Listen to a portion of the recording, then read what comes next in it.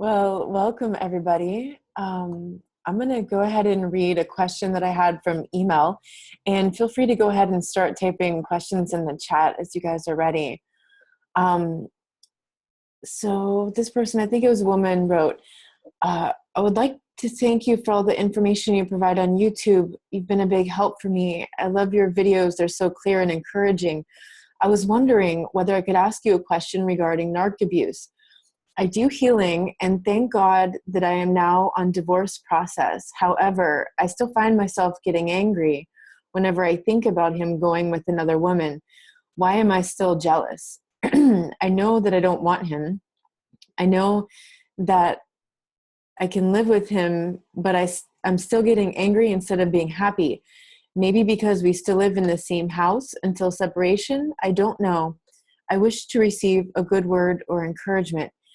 So yeah, living with the person is going to be really hard, like incredibly hard, especially after the part where like you guys have already decided to go separate ways and divorce. Like now there's nothing left to lose. Like that's the part where it gets like the most uncomfortable. And so, yeah, he's probably putting it in your face, that he's seeing other people, excuse me, that he's seeing other people or meeting other women or talking to other women. And he gets two things out of that. One is, he's doing the whole love bombing thing with that new person, but then, he also gets to make you jealous. That's the triangulation part, right? And so he makes you jealous, even though you don't want to be with him, even though, how toxic this person is, this person is never going to change. It sounds like you don't really have hope anymore. The jealousy, though, that's because like initially in the relationship, they manufacture that, they fabricate it, they create all these like stories that they tell you about other people, about how they're in high demand, about all their exes, into like great detail about all their exes. So they make you start to feel like a little unsure, maybe a little insecure. And then they start talking about, all these other people that are interested in them. And they'll do it in a very nonchalant way sometimes. Sometimes it's just really overt and obvious. And you're like, why are you even telling me this story?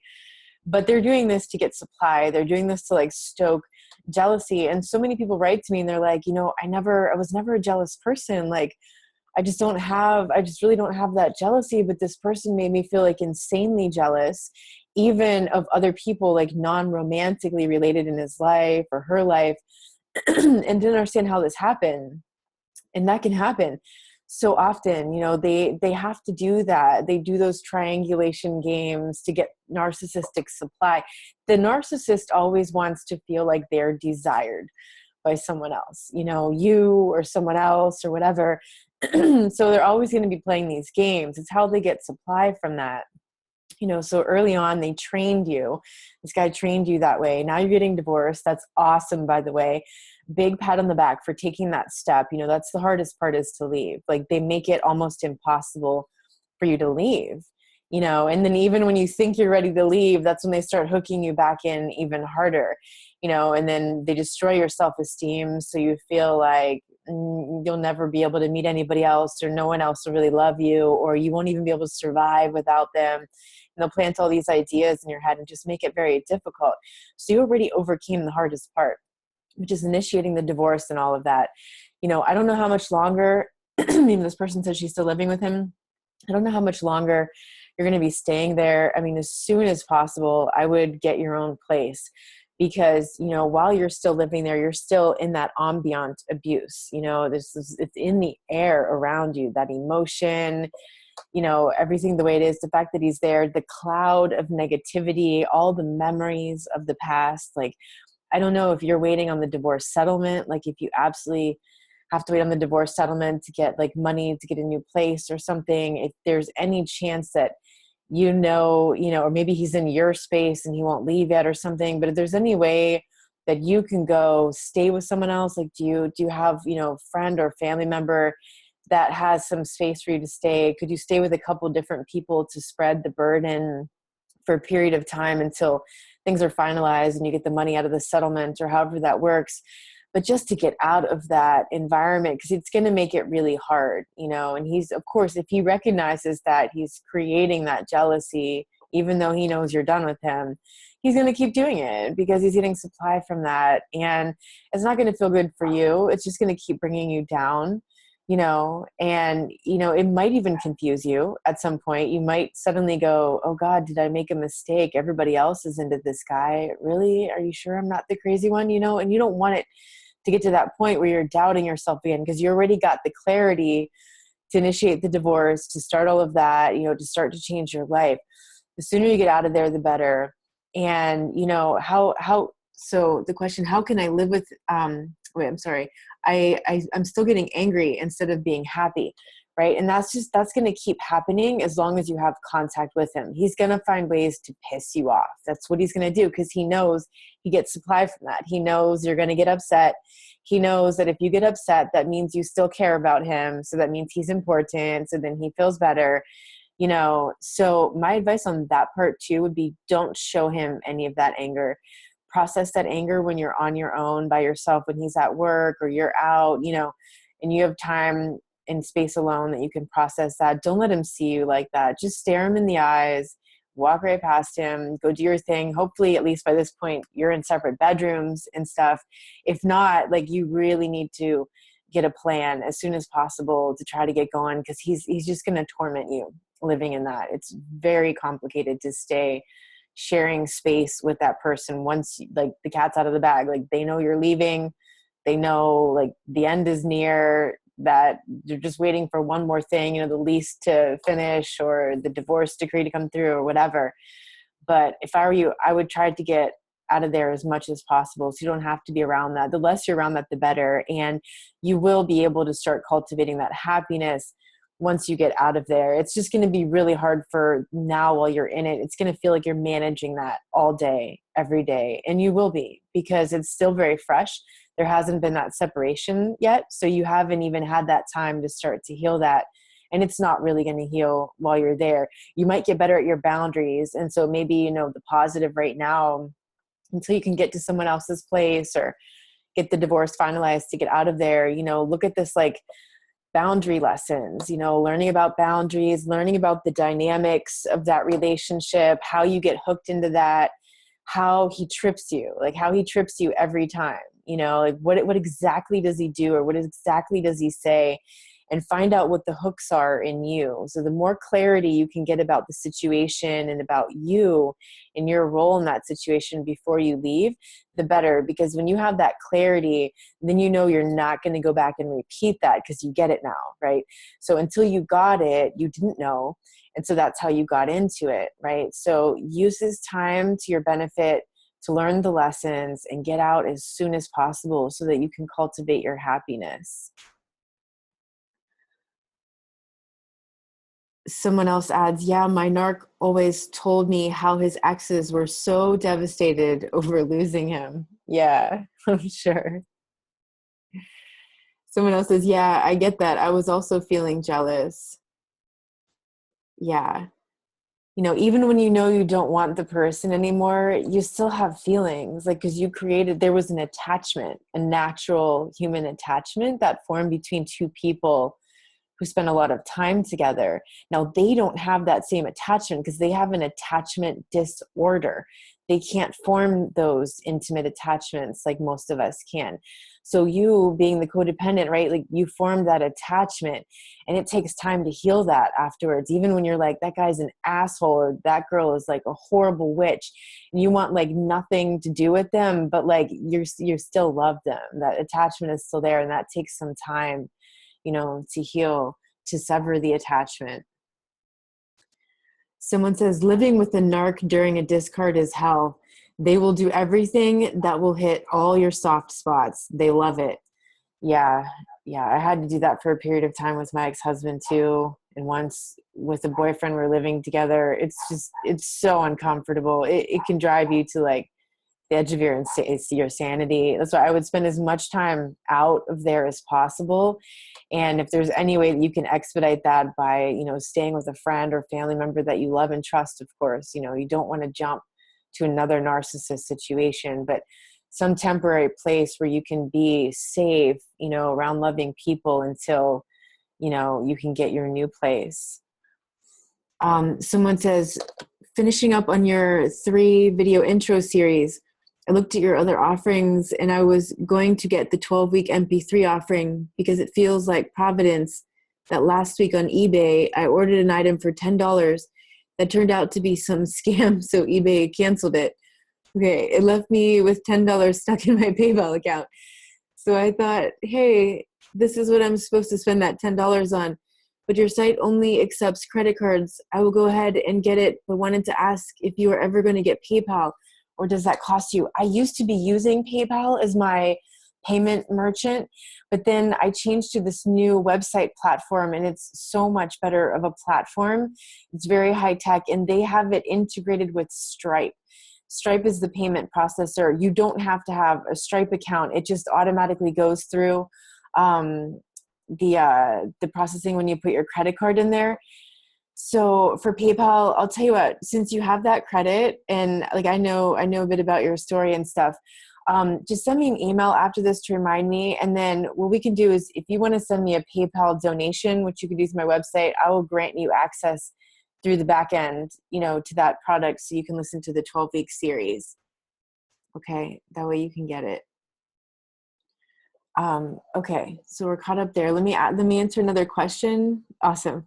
Let me answer another question until you guys have more questions in the chat. Okay, so this girl contacted me last week. She said, do you have any tips or advice for someone who is constantly wavering in and out of denial?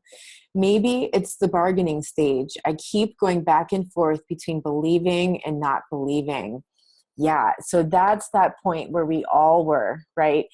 It's when the ride starts to get really shaky, right? So it's like you're starting to figure it out. Like you've seen something, you've seen some keyword, you've seen narcissist or narcissistic abuse or emotional abuse. Like you've seen something, and now it's like, oh boy, right? And you're starting to recognize it, but then you're in that back and forth, and you're going back and forth and in and out of that. And I made this video a long time ago. It's called Piercing the Denial.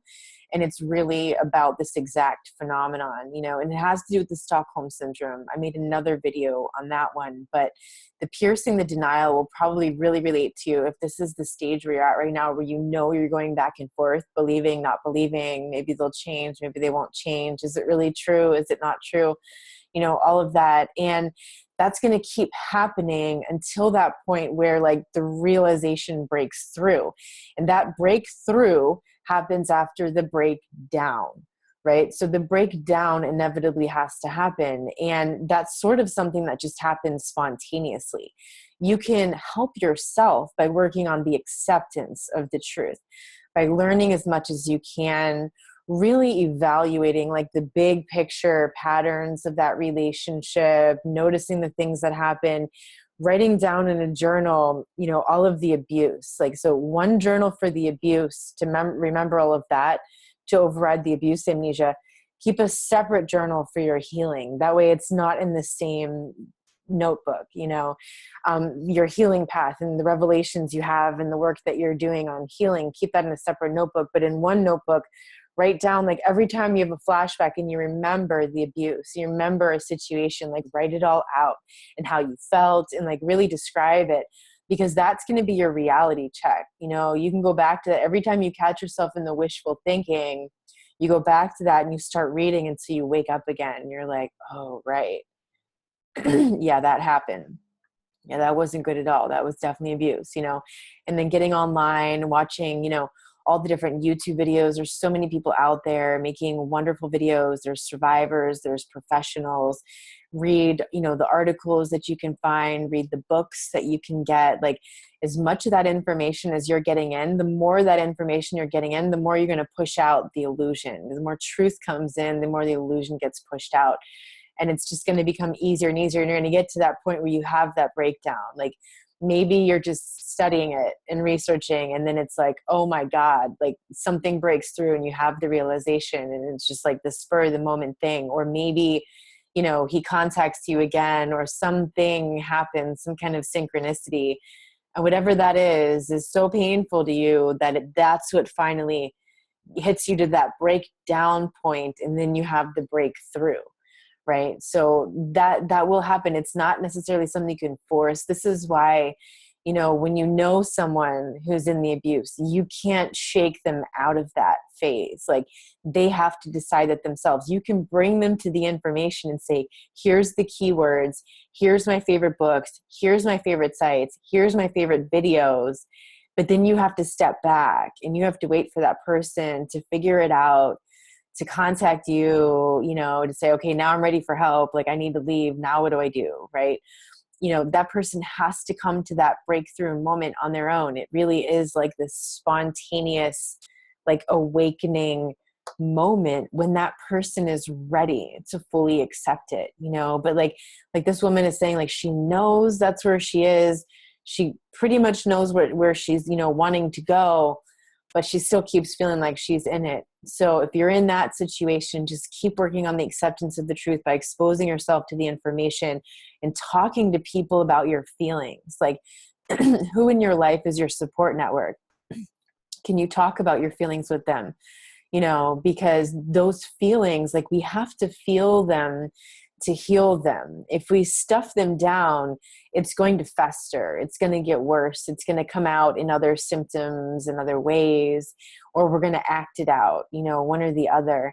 We're either going to implode or explode, and it's compounding the PTSD. It's creating the CPTSD, and significantly worse until we deal with it. So you got to find people to talk to. Like, if you can find a therapist who understands this dynamic, that's awesome. Get yourself into therapies. Sometimes insurance will cover it, that kind of situation. Check out what your local options are. Maybe there's support groups locally that you can talk to if you don't have any, trusted friends or family members that you can talk to. But the more you can talk about those feelings, because sometimes it's like we just can't even articulate to ourselves. And when I made that video about my ayahuasca experiences this weekend, one of them, I was talking about how, like, I couldn't even articulate what was wrong. Like, I was trapped in this horrible, empty world, and I couldn't even articulate to myself what was wrong until my brother started asking me questions. And that's what helped me start unwinding. So maybe you go to your friend, or your sister or your cousin or somebody that you're close to, and you're like, I don't know what's wrong, something with this relationship. And you start to say it, and this loving person hopefully is going to ask you some questions or say something that helps you start to unwind that more and start to, like, define it and pinpoint it and articulate it. Because as soon as you get to that point, once you can, like, put your finger on it, you can, pinpoint it, and then you start to articulate it. Now it starts to come undone because you've called it out. It's like lifting the rock and exposing what was underneath and hidden in the darkness. Now it's exposed to the light.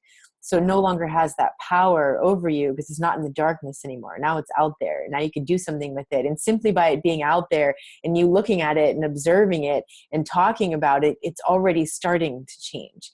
So, having that support network is really key. And if you don't have that organic support network in your life, find a therapist, find a support group, even get into the online support groups where, people post things and you can post things, or you can just comment on other people's situations. And, like, right away, you're going to notice you're not alone, that there's so many other people going through very, very similar things. There's probably people going through worse things. There's always someone with a worse story, and then if you go ahead and post something on there, then maybe people start chiming in the comments and they're like, oh my God, I totally get that. This happened to me too. You're not crazy. Or, maybe they have something positive to add to, like, oh, I just went to see this therapist and they did this, and then this really made a difference for me. Or I went and did this activity and that really made a difference for me. So you can get some help and support in that way. And just trust that you will get to that breakthrough point if you keep working at it. You keep exposing yourself to the truth. You keep facing your truth. And you keep talking to people and expressing your feelings. You're going to get to that point. It will happen. Because the alternative is to ignore it, to not do anything, and then nothing changes. Someone says, I thought by now, 6 months later, I'd stop crying and stop missing my ex, but I miss him even more than I have before. I feel like it's the trauma bonding. I hate it. I just want these thoughts to be gone. Yeah, that can happen sometimes, like the 6 months later. I would look into, because it's been 6 months, what is it that you're craving about him? Like, is it the physical proximity? Like, do you miss being snuggled into someone and feeling someone there? Do you miss sharing dinner and conversation with someone? Do you miss sleeping next to someone? Do you miss just being able to call this person on the phone anytime? Do you miss that they're reaching out to you? You know, what specifically is it that you're missing about him?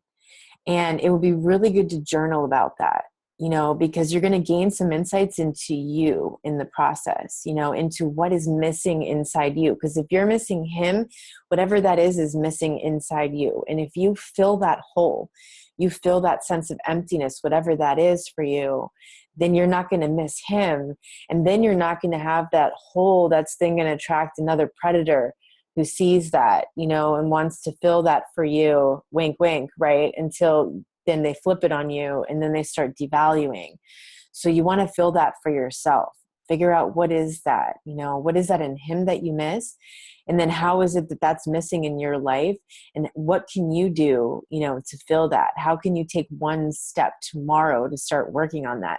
So that you can do that for yourself, that you can take care of those needs without looking for someone outside to save you, to fill that. Because that will always leave you open to potential predator. You know, so reflecting on what it is that you miss about him will help you identify what that emptiness is. Someone says, after being so passive with my ex and never speaking up, I am overcome with hurt and rage and want to email her one last time and call her out on all her bullshit. If I don't expect a response and honor this as my last form of contact, wouldn't this give me closure?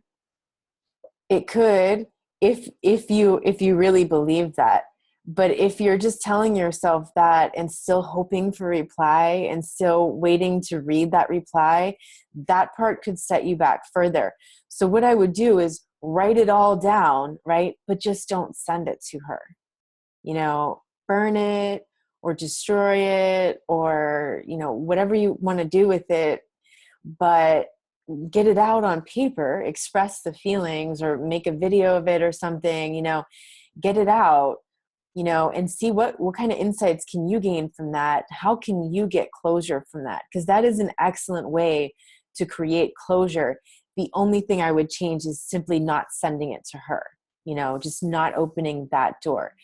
But do the exercise because that's awesome. And that really is the only way to get to that closure is within yourself, you know, to fully express it, to acknowledge it, what you're feeling, the things that you wanted to say, you know, calling her out and all that, because understand that none of that is going to change anything for her. It's only going to piss her off, and it's only going to tell her that she still has a hold over you because you're thinking about her. And, you know, one of two things is going to happen. Either she's going to ignore it and give you the silent treatment, and part of you, I mean, I can almost guarantee this will happen because I've heard it so many times with the people. They're like, why aren't they writing me back? Like, just part of them just really wanted to see the message, even if it was anger or hatred, like they just wanted to know. So then you're still giving her your power, you know? So the only way to take that power back is to do that closure for yourself, you know, and fully know that you don't expect or want a response, which means you're not even sending it. Like, you're not even going to even open it to the possibility of her sending it back. But that is a great way to create the closure for yourself, to write it all out and express it all. Someone writes, I feel like I have this breakthrough you are talking about.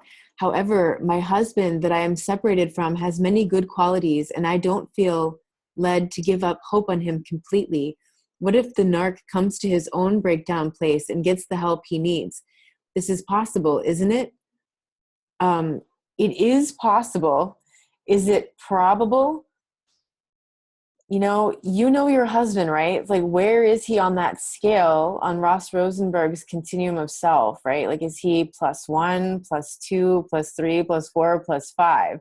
When you read that scale and you figure out where he is, if he's at a +4, +5, chances are probably not. You know, I had hoped for that same thing with so many people before, and quite often their divine intervention came, you know. One of them, it came through a DUI. You know, he had an alcohol problem And when I went out of town, I believe it was part of him like punishing me. Like he went out and got like really, really drunk, was texting me about flirting with some other woman. And then he crashed his car into like, you know, a light pole or something and went to jail. I didn't hear from him for 48 hours. I was like terrified something had happened to him. I didn't know. It turns out he was in jail. He got the DUI. And afterward I thought, wow, that's really bad. This is going to be really bad for him. But I thought maybe, just maybe, then this will be that wake up call. Like this will be that divine intervention for him that he'll realize. And nope, all he did was manipulate that situation even more. Now he was the victim, you know, he was the victim of his DUI. And all he did was manipulate all that. He didn't learn anything from that. He had to quit drinking. He had to. He was going to lose his job and his license and everything. But nothing changed about his behavior, you know. So yeah, you can hope for that divine intervention, the come to Jesus moment. And now we're back. Okay, I don't even know how that happened. Sorry, guys. Okay, I'm assuming everybody can see me and hear me now. The screen just got hijacked for a second. I don't know how that worked, but all right. Hopefully we're good. So yeah, you know, you can hope and pray that you're going to get to that point where, where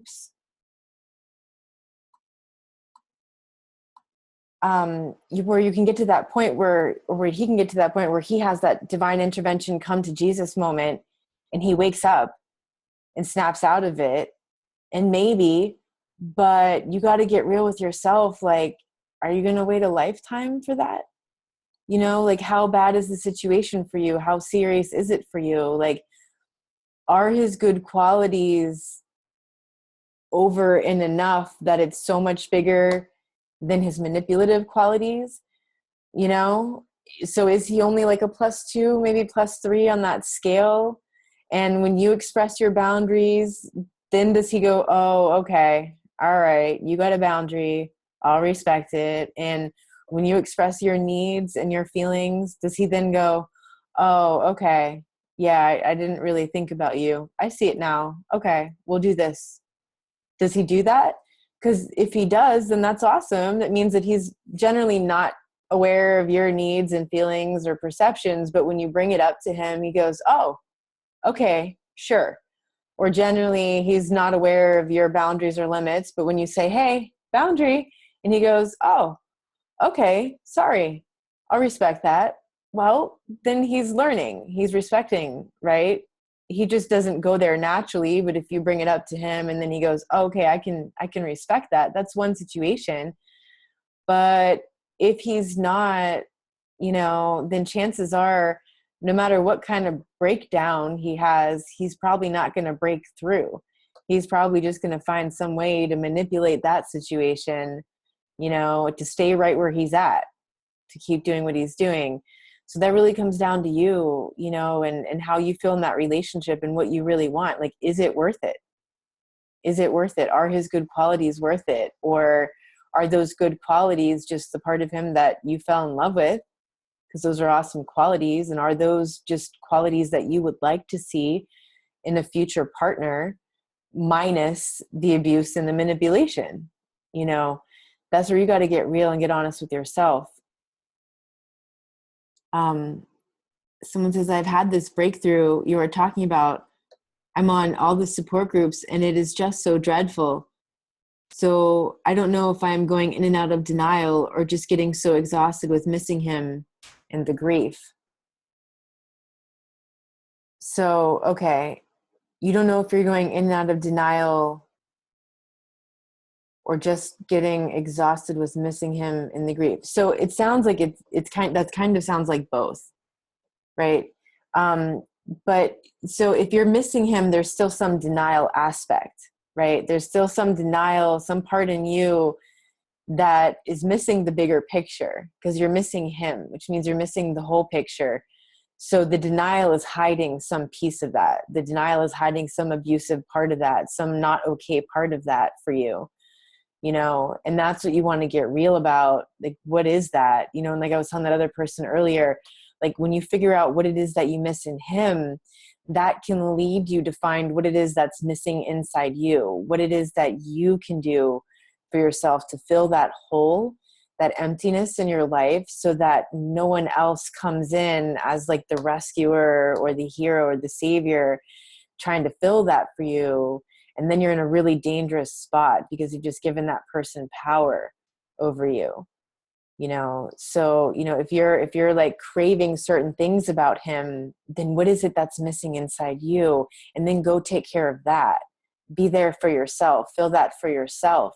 And then you won't be attracting those kinds of people anymore. And then you'll also be super clear about that relationship, because like whatever it was you were missing in him, once you have that solid, whatever that is, if it's like a sense of approval of yourself, is it money, is it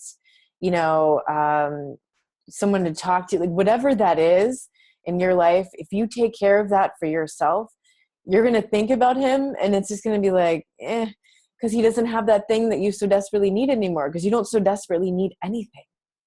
And then you're not in that position of him or anyone having power and control over you. Your needs are met, and then anybody else that you meet, it just overflows your cup. It's just that much more. You don't need anybody to complete you. You are complete, whole, and unto yourself. Someone says, I listened to your YouTube on ayahuasca breakthrough. I'm very intrigued by your comments on narcissism as a disease of the soul. Your talk with your brother about joy leaving hit home. I too remember when my dad gave up. I felt totally alone in this big world, and that's when my sadness began. I was the scapegoat and my brother the golden child. He recently began therapy and finally agreed with what I've been telling him for years, that our mother was a narcissist with OCD and ADD. I could identify with your loneliness at a core level. It's gotten easier with listening to your YouTubes and reading about narcissists. I still feel guilty talking about my mom and dad. Both have passed. I hope their energy knows I love them, but need to speak about the abuse in order to heal. That is very true. The guilt that we have about speaking the truth, and then even when they've passed, right? Like they're not even there anymore. And that tells you like that guilt lives long beyond the person living in this realm. It almost feels like a betrayal to talk about your parents in that way. But like you said, you need to speak about the abuse in order to heal. Like that is absolutely true. You have to speak your truth, and they're not going to like it. Whether they're alive or dead, they're not going to like you speaking about the truth. And that's their problem, because that's what they did. They need to be accountable for those behaviors, and you don't have to swallow that. Because it's only going to make you sick to swallow that, like psychologically and then physically. Like you will literally become physiologically ill. Like it will eat you alive. It will cause all sorts of illnesses in your body if you don't deal with it, if you don't talk about the truth, if you don't talk about your feelings, if you don't really face that and work it out and process that. You're right. You won't heal. And you have to do that. You don't owe them that. You don't owe them swallowing that and not speaking your truth, just because it sounds bad to say, but that's the reality. That's the reality. And I saw somebody posted this meme a while ago, and it said something like, if people wanted you to say nice things about them, they should have treated you better, or something like this. And that's true. Like if they really wanted you to say nice things about them, they really should have treated you better. And not that you need to run like a massive smear campaign, but like the fact that like you just need to come out with it. You need to speak your truth. Maybe you need to talk to their family members. Maybe you need to talk to a therapist. Maybe you need to talk to your friends. Maybe you need to come to like support groups and speak your truth like this. And that's what gets it out, because the trauma only survives in the darkness, in what's hidden, in what's the words that are unspoken. That's why you find a therapist. That's why you find a coach. That's why you find support groups. That's why you hang out with your support network, because you can speak the unspeakable. And that is the only way to heal, to face that trauma, to speak the words out loud, because as soon as you speak it out loud, it loses its power. it starts to lose that power and control over your life, whereas when it's hidden and stuffed down, it's controlling you, and it's coming out in all these, different symptoms and ways because you're not dealing with it. So it's good that you're taking these steps, to deal with it, and you have a right to speak your truth. You do. Yeah, that the guilt, that just means that you have a healthy sense of conscience. You feel guilty because of the societal idea of what is a mother and what is a father, but that is in like dire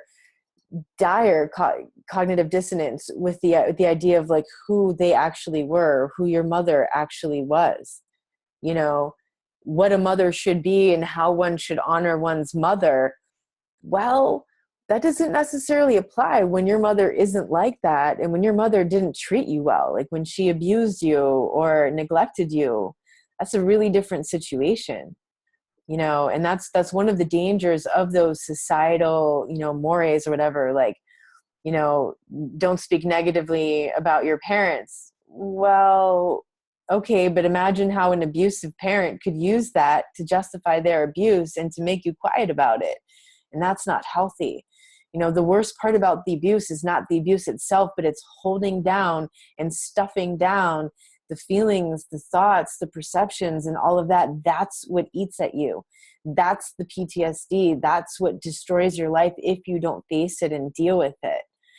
So it's really important to speak your truth with people who you can trust, and in situations where you feel safe. And only you know that. Inside you, do you feel safe? Do you feel safe with that person? Do you feel safe in that environment? Do you feel safe in that support group? Do you feel safe with that therapist? And listen to that, because maybe somebody else feels really great in some support network and they love it and they recommend it, and you go and you don't feel good at all.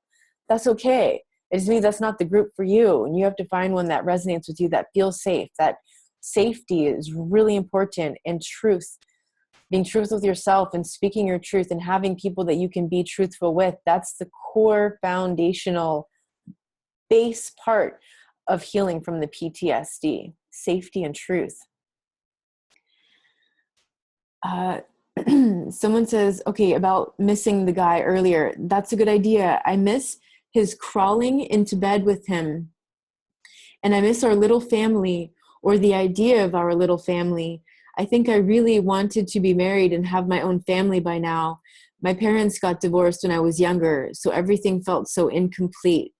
Maybe that's what I want, security of a forever family. To add to that, there is a ton I don't miss. I just get these moments of sadness where I have to go pull out my journal on how awful he was to me. I wish it would just stick that he was awful to me. Okay, good. So you have the journal. That's good. Keep coming back to the journal when you need that reality check of how awful he was. So it sounds like, okay, what you miss is like the company and this idea of the little family and coming out of the divorce from childhood. By the way, I just saw this really great movie on Netflix called Children of Divorce, or Adult Children of Divorce, or it's that abbreviation ACOD, I think. I don't know if you've seen this yet. It's really great. It's funny. And you can see like both of the parents are narcissists. They got divorced and now the kids are grown up. And it's about the therapist too, who wrote the original book, Children of Divorced People. And then she goes to write the sequel, like Adult Children of Divorced People. You're going to get some insights from that movie, I think. But then in terms of filling and some laughs also, but in terms of filling that spot, that family, so now maybe that's a sign that, you need to start creating that family in your life. Like, so this isn't totally inside of you. This is something that you want to create, and it's like a support network. And so because you don't have this with your blood family, and you're not going to be able to get that there, you want to be able to create this with other kindred spirits, like people who share really common values with you. And so this isn't going to be an immediate fix. You're probably not going to know these people right away. You're going to be building this family a little bit over time, and the more you heal yourself, the more you're going to be able to meet people that are more resonant with what you want. The more you heal those inner things, you're going to be meeting people that are at a different vibration. They're not going to be trying to teach you those same old lessons anymore. And so forming this new family, not blood, but people who have a lot more in common with you, people that you really get along with, maybe these people are in person, and that would be awesome. You can see each other. Maybe some of them, live far away and you're communicating through digital media and whatnot, but hopefully you can start to create this in your local area, and maybe to put yourself in situations where you can start to meet people that you have more in common with. I would maybe find new like hobbies or things that you're into. Like if you're into salsa dancing, or you always wanted to learn salsa dancing, and find out, where on Thursday evenings in your local area, they got this like 2-hour salsa lesson. And then afterwards everybody dances and then people mingle and they start to meet one another. Or maybe you're really into yoga, so you want to go get involved in a new yoga studio and kind of hang out and meet people in the waiting room and talk to some people before and after class. Or maybe you're really into like some kind of other spiritual thing, and then so go online in your local area and see like what events or classes are coming up, and then go there and you'll meet people. But put yourself in situations where you're doing things that you love and enjoy, or maybe you always wanted to do. But then that way also you have the opportunity to meet people that you already have at least that thing in common with. And you can start to create that family. Maybe it's not the exact idea that you had envisioned of like a partner and a child, and maybe someday that happens in the future. But maybe for right now, you just really want that feeling of family, of kindred spirits, loving, supporting, trusting, uplifting one another. Someone says, I haven't shared some really worse things of my story, not about this current situation, but what I had in past that I flash back to, and that really broke my spirit. I screwed up and hurt my daughter by not staying in the abuse and fighting for her. I abandoned her, and I deserve all the punishment in the world for it. She was the most awesome responsibility, and I blew it by not fighting. Imagine I left you because I divorced your mother. You would hate me too. So it sounds like you want to work on some self-forgiveness there, and understanding why you made the decisions that you did at the time, where you were at that point in your life. And sometimes fathers have to get to that point because of the way the whole legal system is set up, with the bias against the man in the custody court and the family court and all that. Sometimes the man has to get out and save himself so that he can get healthy and eventually create a relationship with the child or the children. Because sometimes it's just impossible for that to work out any better. And imagining you having stayed there, but what if it killed you? Like, what if it literally killed you? Like, not just broke your soul, but what if like it destroyed you, and then there was no chance of your daughter having a father and having an adult relationship with her, Or what if you just got to that point where it was so bad that there was no more recovery, and there was like no chance of you getting better and becoming the man that you want to be and the father that you want to be. And maybe that's how things were supposed to be. Maybe your daughter had some soul contract where she needed to learn something in that experience with her mom. And as an adult, she comes to the realization somehow, and you have, a different relationship with her someday. But as you get healthy, more and more of those possibilities open. You can't guarantee that anything would have been any different if you had stayed and sacrificed yourself. In fact, things could have been much worse. It's not necessarily that your daughter is going to hate you for that or hate you forever, and when she's an adult, she has a lot more free will. And it might be that for a while she's very tainted with all the things that her mother said about you, because surely there was like a smear campaign, and whatnot. And then on top of that is your own guilt. But that guilt just means that you have a healthy conscience, and you don't have to feel like you deserve all the punishment in the world for it. Not necessarily. Sometimes, like I said, you just have to get to that point where you have to save yourself and get yourself healthy so that somehow you can go back for your kid later, somehow, even if you have to wait until adulthood to create that relationship with her.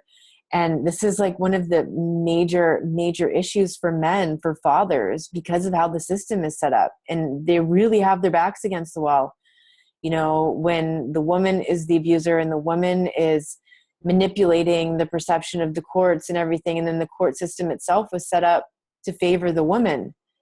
It's a bad situation. It's really rough. And, working on the self forgiveness, that's going to be key for you to relieve that burden. Because right now it feels like you have this really heavy burden about that.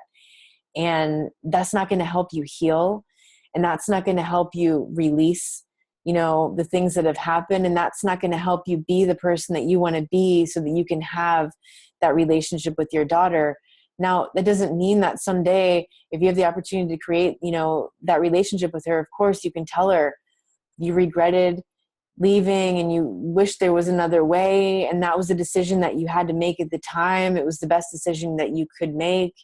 And, if you could have done whatever differently, you would have. You can own the self-responsibility of it and still forgive yourself for having made that decision with the best that you could have done at the time. You were doing the best that you could do at the time. And probably that was the best that could have happened in that situation. So I really hope that you'll be able to have a relationship with her as an adult, and the more healthy you are, the better that opportunity that you have to have that relationship with her. And nowadays with the digital internet and everything, it's so much easier to find people. Maybe her mom really taints her view for a while, but then she gets curious and she thinks, and maybe she has a rough time with her mom. And then she starts really questioning about her dad and what happened with her dad. And then she goes on Facebook or she goes on the internet and she finds you on LinkedIn or however she finds you. And you guys can have that reconnection, and possibly start a new relationship as adults. I'm really sorry, that it came like that. It's just, it's the situation with men and families. It's so hard because of the way the system is set up. I really think we need to reevaluate, how the system approaches that and recognize that it's about 50-50, the cluster B women, the cluster B men, or just the very manipulative, abusive people. It's about 50-50. We just need to upgrade, our societal understanding of that. Someone says, my ex pushed for exclusivity after 3 dates, wrote me poems and talked about marriage, and also told me she loved me after 3 weeks. After she denied talking about marriage and said I was the one who brought it up. Does this sound like a person with NPD? I'm still in denial. Could be NPD, could be BPD, could be it could be any of those on that scale. But yeah, come on, that's gaslighting, right? What happened. What happened after 3 dates. These are the things she was saying, and then she denied it. That's just crazy making. Trying to get you to doubt your reality, trying to get you to doubt your memory. What happened. That's not a person that you want to have in your life, and just now that right? So now moving forward, if you meet another woman who after a few dates or after a few weeks tells you that she loves you and she's already talking about marriage to you, not marriage in general. If she's just talking about how someday she wants to get married, maybe she's just letting you know what she wants, right? To see if you want to get married or if you want to be single or you don't want to get married and have a partnership. But if she's talking about marriage to you and telling you that she loves you after a couple weeks and a couple dates, that's probably a sign that it's the love bombing. It's just way too soon. That person, they're infatuated. They don't really love you. Love is like trust and intimacy built over time. It's earned over time. That initial stuff, that's the infatuation.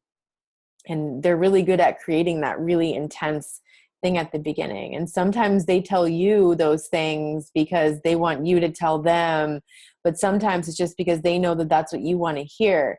And then you open yourself to another level. You let them in a whole lot deeper, and then it makes it a lot harder to get out, because then you become dependent on them for that emotional well-being and whatnot. Someone says, privately, I have a question about narcissistic parents. My father is an ABC narc. 100%. What's an ABC? Does that mean textbook? My father's an ABC narc. 100%. And I have no doubts about it. He is the proud kind. He doesn't do love bombing or anything, but sometimes he has these moments when he makes comments that in a very sick and indirect way implies that he cares about me or whoever, but He has been and is abusive and treats close people, those who get his real face and not just the mask he offers to the public, like objects or worse. He's also a misogynist and makes inappropriate comments all the time. Everyone else thinks he is God, like it happens with narcs all the time. What's up with those comments? What does he hope to gain through that? Why his also narcissistic brother, my uncle, was so busy trying to convince me that he loved me when I was little while the abuse of all kinds was happening. What does he care? He is also a narc, always busy correcting my emotions, opinions, and destroying my reality with his paternalistic and misogynistic bullshit. Okay, so why would he make comments in a very sick and indirect way that imply that he cares about you or someone else? Probably to get you back into the Stockholm syndrome, because there's 4 characteristics of the Stockholm syndrome, and one of them is an act of kindness, or a perceived act of kindness is the exact words that they use. So if you perceive him caring or him concerned or something of that nature, and on the surface what he's saying, and there's probably a double entendre there, but on the surface it sounds like he's caring, or if you even tried to bring it up to any of those outside people who don't really know who he is, they would just think he cares about you based on what he said, but what that means. There was a double meaning, that it was just superficial and it wasn't real. Why does he do that? To hook you back in. Like there has to be the occasional dosing, the morsels of kindness, those little acts, whatever those are. For him, maybe it was the words that he said, and maybe your uncle was doing the same thing. Maybe your uncle was, getting some supply from your dad. Somehow they were helping each other out. Maybe your uncle was stepping in for that reason. Maybe your uncle was getting supply from what was happening between you and your dad. Maybe there was even some triangulation going on. Maybe he just got amusement out of watching you and your dad in that dynamic. Maybe he felt better about himself, or maybe he just thought it was fun to watch. That's sick. But that could happen. Like, they love the amusement of it. They love the amusement of watching other people in states of discomfort and suffering. So that's probably what was going on, something like that. And that's also probably why, your father was giving you those little morsels of kindness, is to keep you in the Stockholm syndrome, the trauma bonding. Okay, person from earlier with the daughter. Oops, I didn't mean to hit enter. Lastly, I feel I am cursed and deserve all of this because of what I did to her by leaving. I was unstable at the time, and because I was abandoned, I justified it by saying to myself I had to deal with it so she will be okay. So wrong. But the details of the breakup are dynamically unusual, and I was freaking out at the time. I felt I had to get away from my protagonist at the time. I've had to swallow and live with this, and I never get over it. She hates me and always will, and I hate myself for it. I can't believe I'm saying this to you even after all these years. Flashback alert. Okay, I would encourage you to work on the self-forgiveness, because I could almost guarantee that as you truly start to forgive yourself and release that at some way she starts tuning into that. And it may take some time. It may take, into her 20s. I don't know how old she is, but into adulthood and separation from her mother, the individuation process, where now she can have a relationship with you. You might just be assuming that she hates you and hates you for life. And that may not be the case, and it might be that it's just like that's resonating with your own self-hatred about it. And when you come to that understanding of you did the best that you could do, and it doesn't mean that you don't love her, and now you recognize the actions you took, and you wish you'd taken different actions, or you wished things had been different, or you would do things differently if you had the opportunity to have a relationship with her. Coming to peace with all of that and the self-forgiveness, that will open up the door to that possibility. But if you are only projecting the self-hatred, she's just going to be feeling that energetically, psychically, at some level. She's tapping into that. So work on yourself and then see the possibilities that could open up for you. If nothing else, it's going to be beneficial in that you're going to relieve yourself of that burden, and you're not going to keep welcoming more abusive situations because you have some kind of subconscious belief system telling yourself, I deserve this, I deserve to suffer, I deserve punishment for what I did, right? Because you want to break that pattern. You don't want to keep repeating that. So you really got to forgive yourself and recognize that you don't have to pay for that the rest of your life. You know, you made a mistake that you consider a mistake. How do you learn from that? What can you learn from that? And how can you make it right?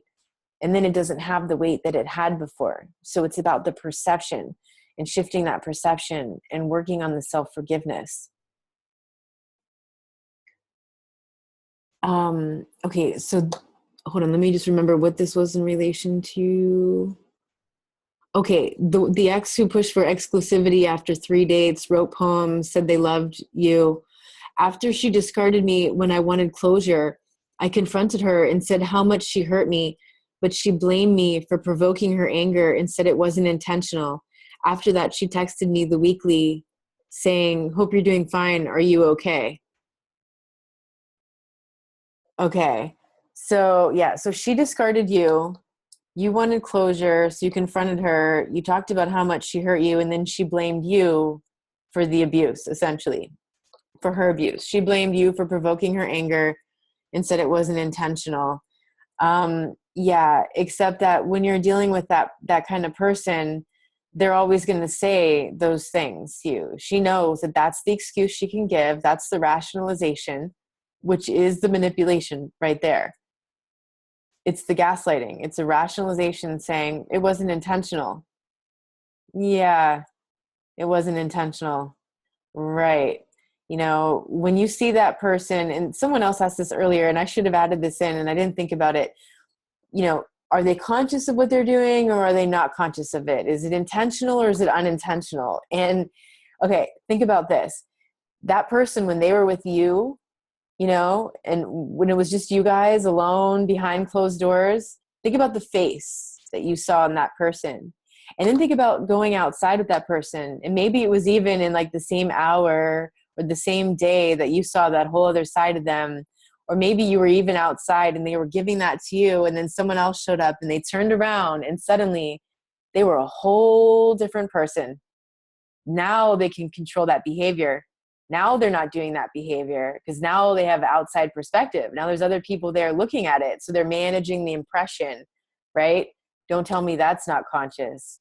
Don't tell me that's not intentional, right? So when you see that flip, you know that person can really control it when they're out in public and other people are watching. But as soon as nobody's watching, now they're a whole different person. Don't believe for a minute that that's unintentional. That person knows what they're doing. They can get their shit together in front of other people. Or how else do you notice this?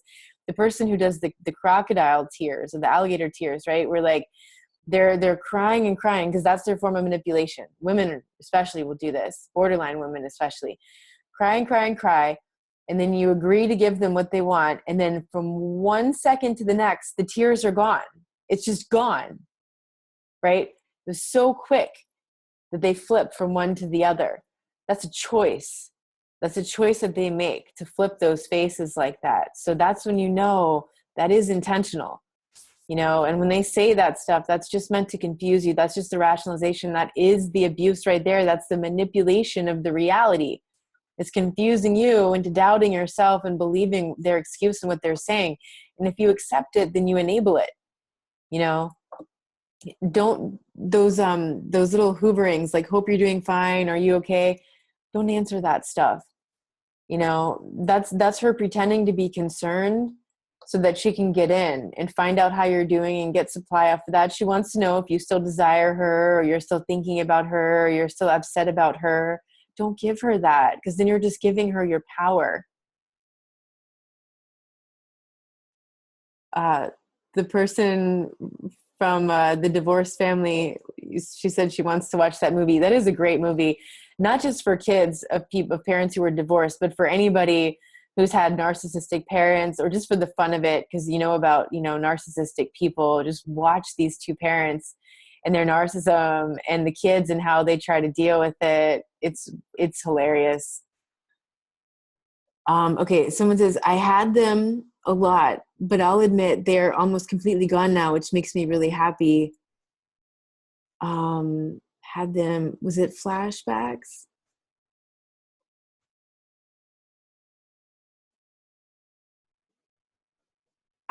Okay, someone says, Hi Meredith. So I found out that my boss has been lying and encourages the front desk at our spa to lie. And she's been smearing me, and she harassed me the other day for wearing sandals. And I had to because I sprained my ankle and I couldn't fit my foot in a shoe. She wears sandals all the time, and the front desk wears them and 6-inch heels, and some of the other therapists wear them too.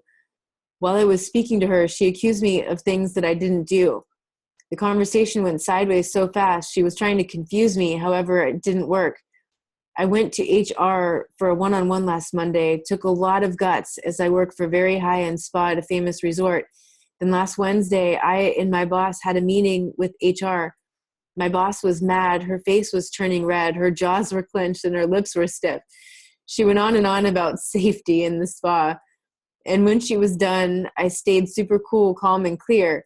When it was my time to talk, I brought up in a respectful way that I had to wear sandals and why. Okay, good job.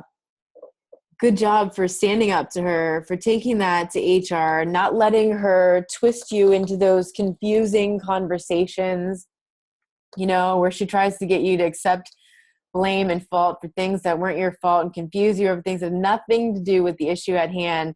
And the fact that she just had no empathy for the sprained ankle situation. So good job, and good job holding down the emotional calm, and the clarity that you had when you were in that meeting. Good job. Excellent job. The thing about that though is that like that person has it out for you now, and if HR doesn't take action and that person doesn't lose their job and she stays there and she keeps trying to make your life living hell, you might consider looking for another job at a comparable place. Like, it sounds like you have a really good job and you're really happy with the position, and you don't want to give that up, being that it's high end and all that, and you probably get paid really well. So see if you can find any other openings in a similar kind of work environment, or at least check things out, and keep your resume up to date in case things go bad really quickly. Because it could be that she goes off now and licks her wounds and then comes back with some sort of attack. And hopefully that all goes well because you brought it up to HR and hopefully they understand. But if it gets bad, you need to have a backup plan to get out, or maybe they realize who she is, and that would be amazing. And then you wouldn't have to leave and she could go. But, just take precautions in those situations. Okay. Yeah, someone talked about how, they hate those episodes of magical thinking of us. Yeah, we all were there.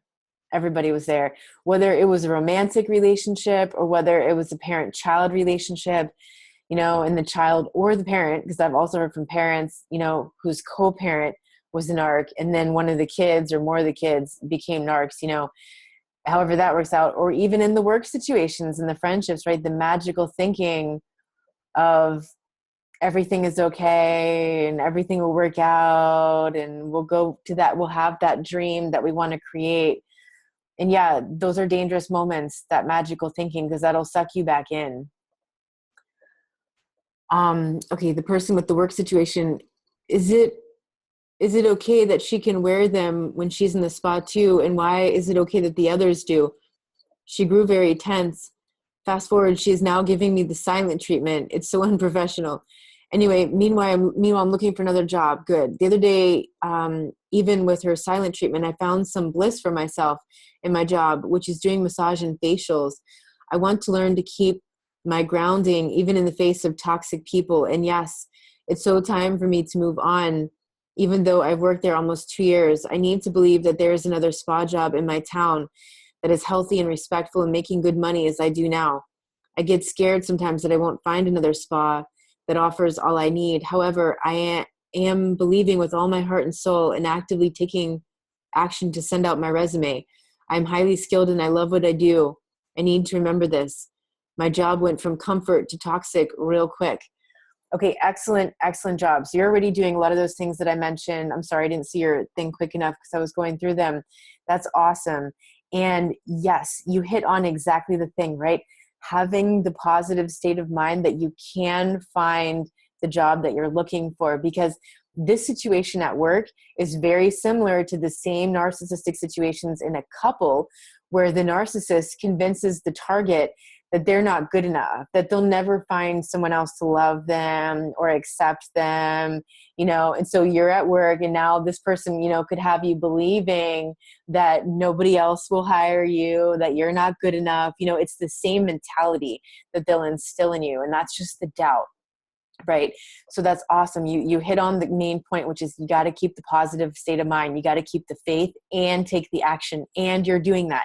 You're sending out your resume, you're checking out other jobs and other opportunities, and you will find something.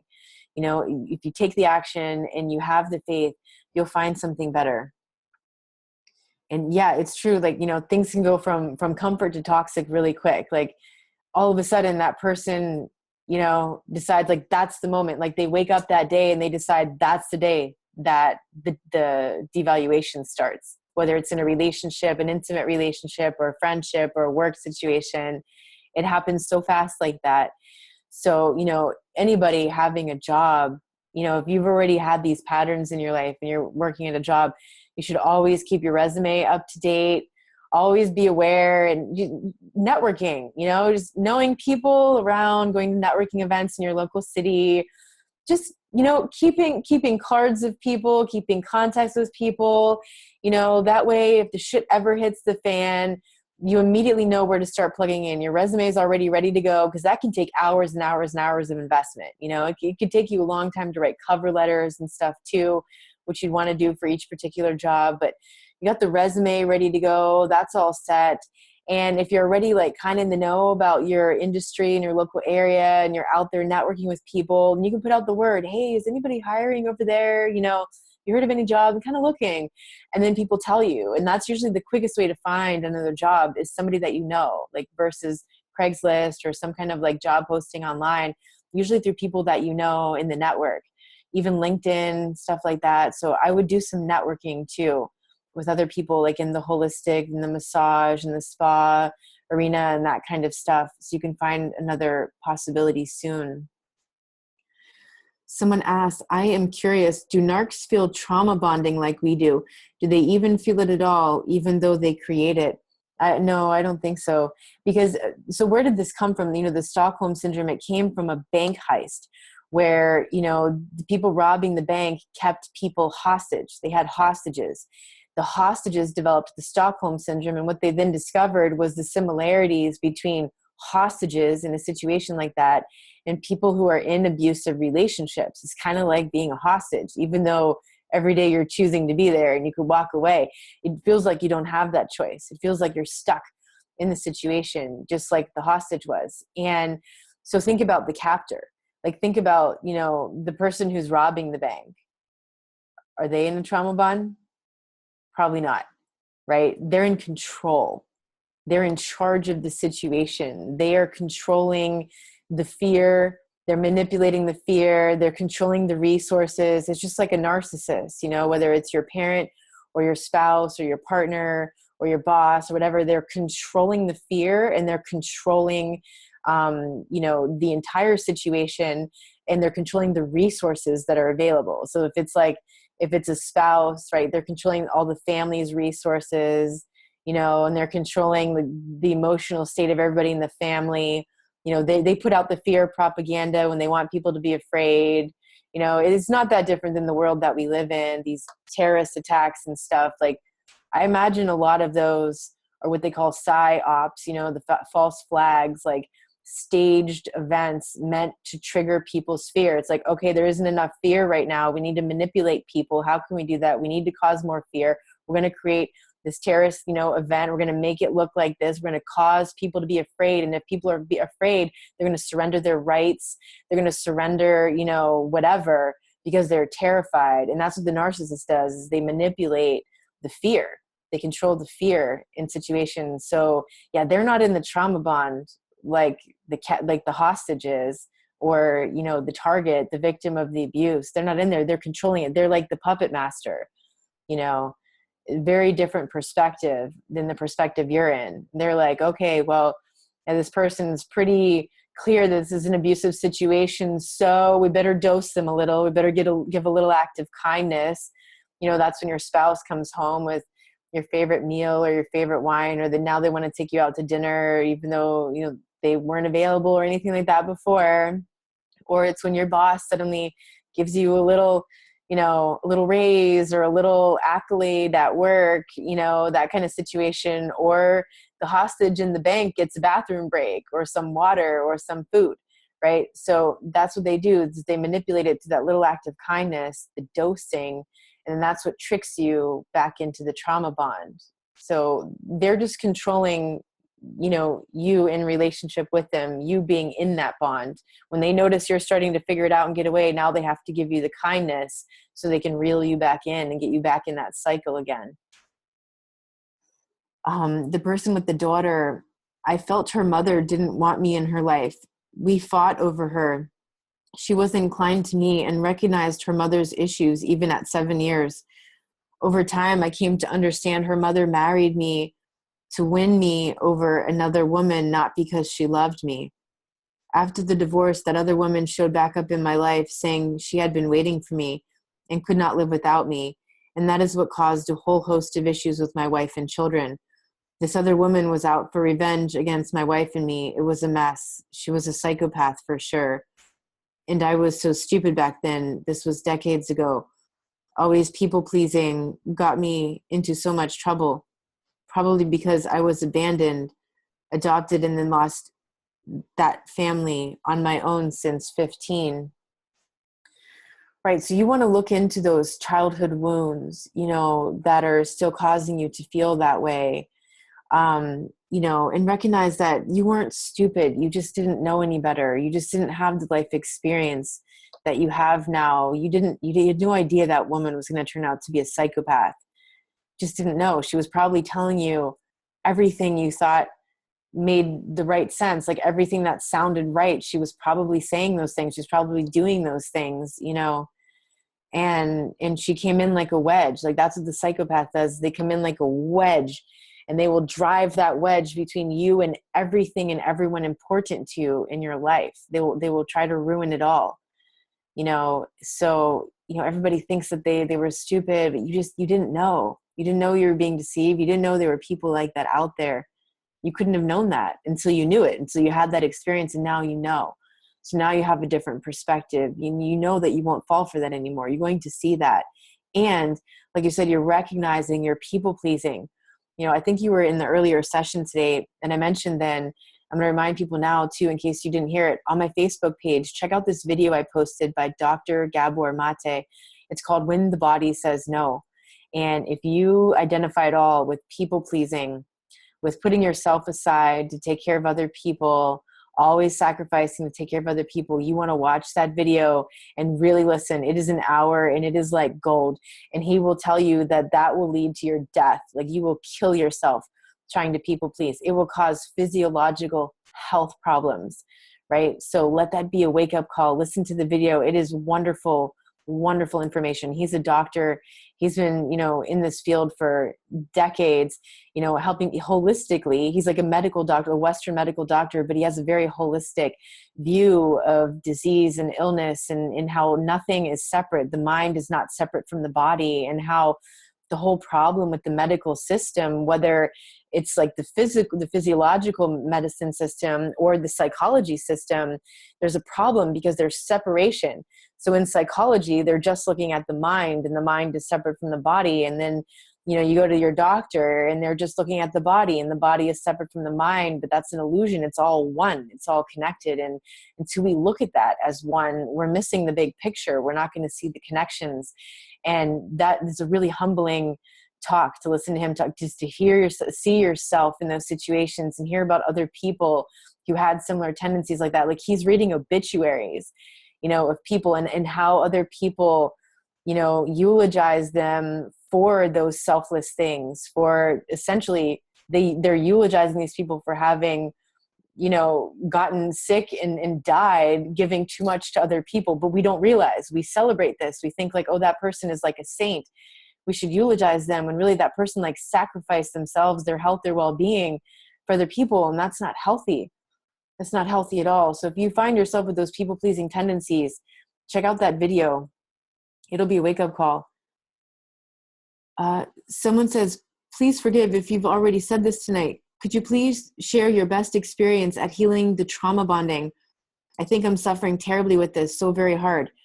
Okay, so yeah, that is what I read. I think it was in the earlier part of the session tonight when the girl was asking me about, she feels like she's in that wavering stage, back and forth, in and out, right? Trying to break the trauma bond. I have 2 videos on that I really recommend watching. The first one was like one of my earliest videos. It's called Piercing the Denial, right? And it's about getting off that roller coaster ride, like finally having that breakthrough that'll get you through and get you out of that.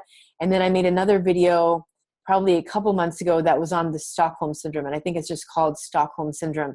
So I really covered that in depth there. And then you can also listen to the recording. Then I don't want to do the whole thing over again, but if you listen to this recording later, you can hear the advice that I was giving to that woman earlier in the session to break the trauma bonding, and how it really comes to that breakdown moment that'll happen, because the breakdown comes before the breakthrough.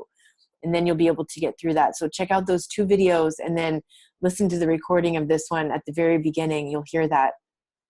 Someone said, I found out my ex-boyfriend, who's a narc, was having sex with countless women. I saw his messages to other women and I almost vomited. I was crushed. He was so kind to them and talked about how he appreciated them and how insecure he was and how much he loved them and enjoyed sex with them, but didn't say those nice things to me. He just played cruel mind games with me. I found out that he canceled plans with me to have sex with these women, and they talked about how they loved him and wanted to be his wife and have kids. I couldn't believe how easily he got women to fall in love with him, as I did. He was so good at hiding this other side and good at getting us all hooked. He's an excellent conversationalist and knew exactly what to say to us. His supply of women is endless. I'm heartbroken because I realized it meant nothing to him. I was just a number on his list. I've never felt so easily replaceable. He can easily move on, but I'm left to deal with the aftermath of my feelings and crushed self-esteem. Yeah, I'm so sorry.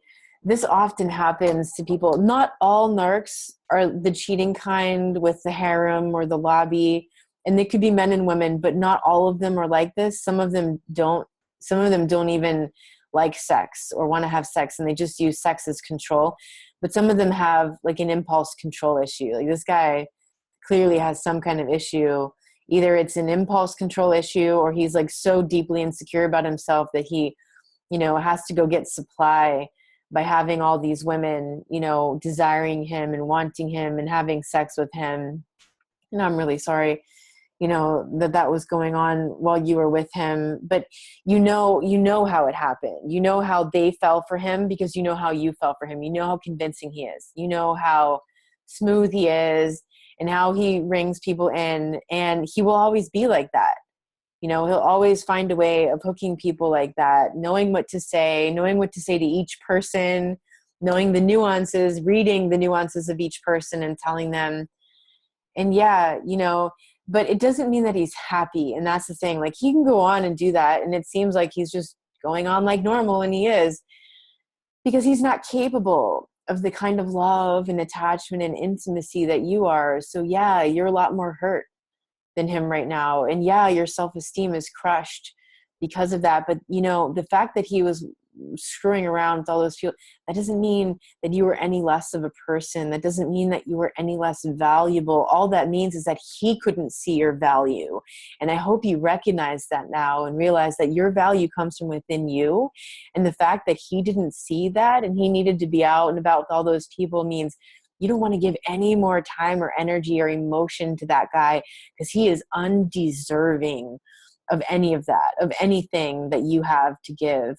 And first give that to yourself so that you can start to heal, and then recognize that, you want to work on your self-worth and on the self-esteem, because it got plummeted in that relationship. You are worth so much more than that. so much. And I'm really glad that at least you figured it out so you can get away, you know, because it would be much worse if you were still in it and didn't know, or you were still like, but is he or isn't he? And you couldn't find the proof. Like, thank God, you know, you saw the truth, you saw the proof, and you got out of there, you know. And yeah, it is harder. It's going to seem a lot harder for you to move on than him, because, you know, you're the one with an actual conscience. So, you know, that's why he has no sense of conscience like that. He has no problem doing that. No problem, you know, being with all those people and being with you and lying to everybody and schmoozing everybody and saying everything, conning everybody into that. He has no problem, you know, and I'm really sorry. But focus on the self-healing now and recognize that his actions and his behavior have nothing to do with your worth. Someone says privately, he said that one time I was driving the motorcycle, and since I can't drive, I was about to get in an accident with a car and die. He claims he saw all this happening in front of our house, and he added, I thought I'd die, meaning he was about to witness my death and die from it. I was like, shut the F up, disgusting, hideous hypocrite. This makes me even angrier. Yeah, they'll always do those things that will make you angry, and when they gaslight you and say stuff like that and then try to make it all about them, just don't give your energy and your time and your emotion to that, because it is just an endless suck. Like, it'll just suck you dry. It'll suck the life force out of you. It'll suck the self-esteem out of you. It'll make you so angry that you'll just become enraged, and you'll just be like, every day that anger will be eating away at you, and then they win, right? So you don't want to do that. You want to face the anger, process the anger, deal with that, recognize it's okay that you felt angry, because that was a normal, natural response to abuse, and you need to let that flow now, let that go, process that anger, like really feel that anger, you know, like you jerk off, you know, like whatever you want to say to this person, don't really tell him, but like in your mind, imagining him, and just like get it out and yell and scream in your pillow, or go somewhere where no one's going to hear you, or in your car with the windows up somewhere, not driving, but where you're stationary, and you can just get angry and just release it and let it out, so that anger doesn't continue to eat your body and your mind alive, you know, and release that for your well-being, not for him. That's for you. Someone says, I really don't understand the concept, the disconnecting from the narc. I feel like we have some awful special bond. Again, I think this is the trauma bonding. I've had amazing experiences with people, but never deeply yearned to be back in touch with half of these people. Whereas 1 year to be with the narc, although he did some awful things to me, I won't go back to him, but it's hard feeling these things. Yeah, so you're right. It is very different severing the bond when it's the normal attachment bond that you have to another human being that you spent time with and that you separated from, the normal attachment bond. And then there's the trauma bond, which, happens in an abusive relationship. That's a very different bond to break. And it is much harder to break. And there is that subconscious getting sucked back in like a rubber band. That's why the no contact is so important, because any contact will hook you back in that. You know, and any, even like looking at photos and things like that, it makes it very difficult to disconnect. That's why no contact is so important. If you happen to have kids with the narc or something, then you have to be gray rock. And it's unfortunate, but you have to be gray rock. Can't be no contact, but you got to get it to the point where you can manage the boundaries that keeps you safe and sane, and keeps your life intact, you know, so that you have energy to do things, you have clarity to do things, you have purpose in your life, and your whole life doesn't revolve around that person, and your whole life isn't focused on that person or avoiding that person or managing that person, you know, because otherwise there's no quality of life there, right? So, you know, the no contact, that's when like the major healing really starts, is when it, like truly no contact, like no sneaking and looking on their stuff or stalking their, you know, social media, or finding out things about them in the neighborhood, or trying to go to places where you might run into them. All that just keeps you in the cycle, right? That's why, like, the sooner you find new things to do, the better, you know, because those new things are going to start to pull you out of that. You're going to be redirecting yourself so that your energy, even like your time and your thoughts and your energy, isn't going to that person. Now you're starting to think about new things that make you happy, things that bring you joy, things that help cultivate your purpose. That's really the best way to thrive. So, the trauma bonding, 3 stages, right? The first stage is victim stage, where you're in it, you don't know you're in it, and you don't know the way out. The next stage is the survival stage, where now you figured it out, now you got away, now you realize that you do have some power in the situation, and that by fixing you, by helping yourself, by taking care of yourself, you can stop yourself from staying in that dynamic, from going back to that dynamic, or from finding that dynamic again in the future with someone else. And so you do that work and you're focusing on yourself. And then the thriving stage is when now you're cultivating your sense of self, your sense of purpose, these new activities, these new hobbies, these things that bring you joy. And that's just magnetizing you forward and out of the past. So that's the 3 stages that you go through in the healing, from that trauma bonding. It takes time. It's not going to happen overnight. It's not going to happen. Usually it's not going to happen in 6 months. When it's your first time around, like really working on healing this, it probably doesn't happen that quick. Like it could take a year.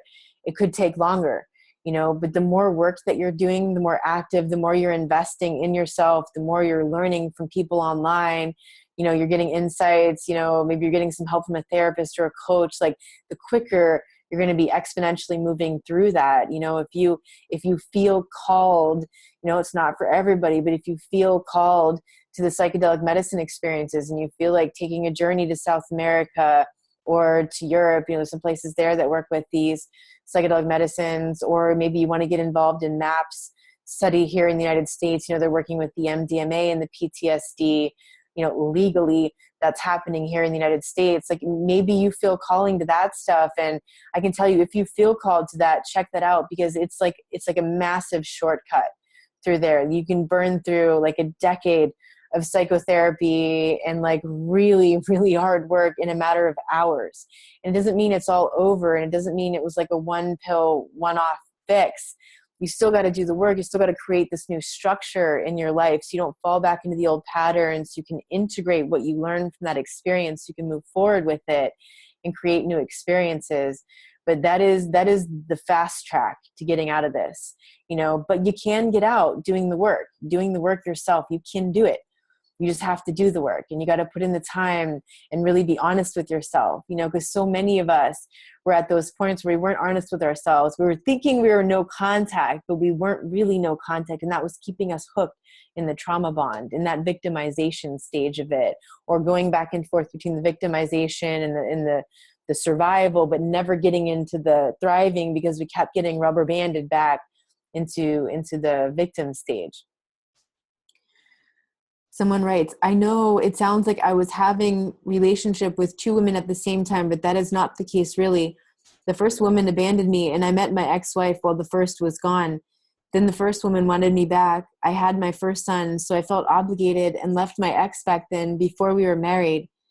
Then the first had an affair and I went back to the second woman and married her, had 2 children with her, and the whole mess started at that point. Then wife was abusive after 2 kids. Got divorced, first woman comes back, makes friends with ex only to play games and gets revenge. I was 19 to 29 years old when this all happened. You get the idea why I left the area entirely. Yeah, I would leave too, and yeah, you were really young. Like you didn't know at the time. Don't beat yourself up for that. You're much wiser now than you were back then. Much more awake.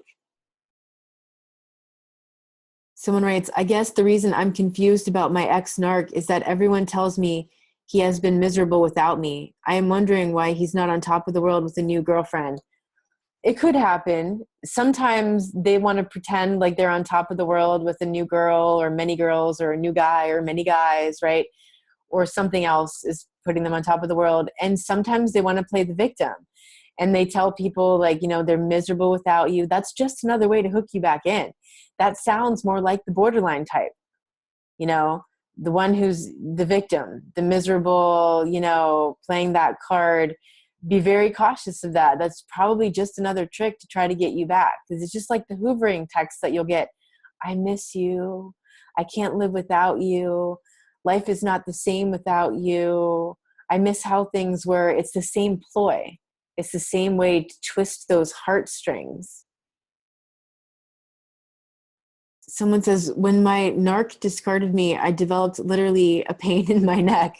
Yeah, that'll happen. Also, the neck, particularly these area back here between the occipital region and the head and the top of the shoulders, in many holistic area, we call this like the area of psychic control. Like when someone else is controlling you, it's back here. So when you feel like you're in that state where you're giving away your power to someone, you're going to get a lot of tension in your neck. And yeah, like a pain in your neck, quite literally, like the body is symbolic in that way. The body is totally connected to the mind. It's not separate.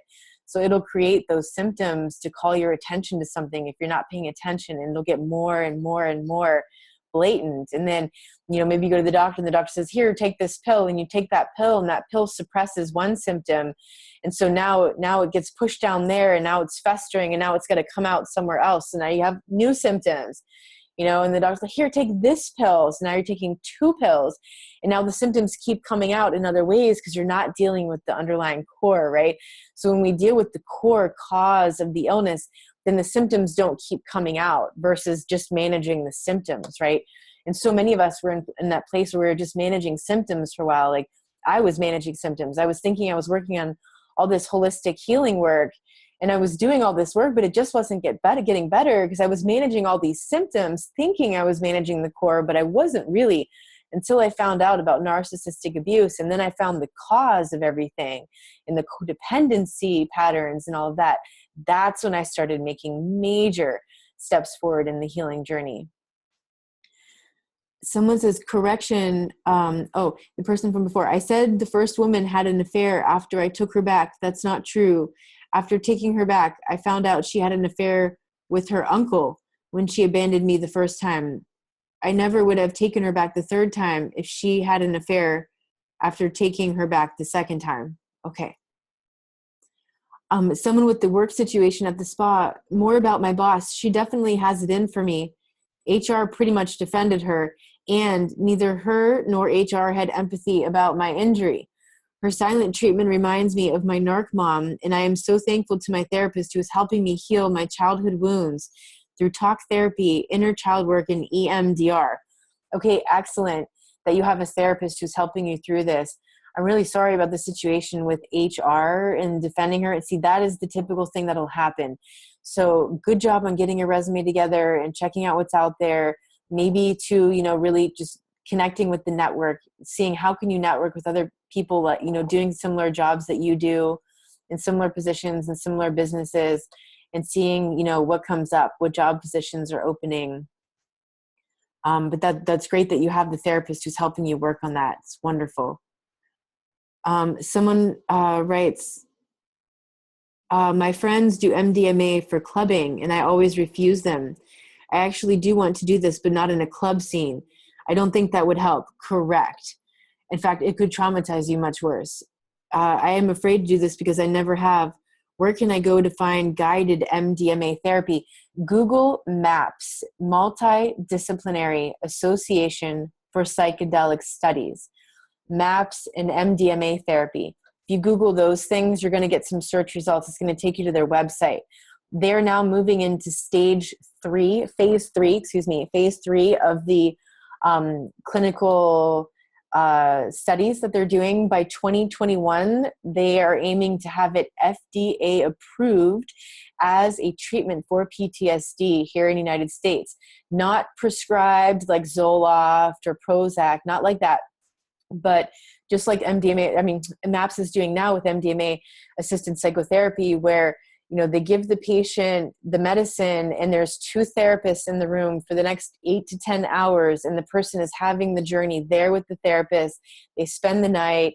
They have therapy beforehand to prepare. They have therapy afterward to integrate and process. And it's all set up in a very scientific and supportive way. Also, you can definitely trust the medicine that they're working with. Because they're going through all of the channels that have to be done.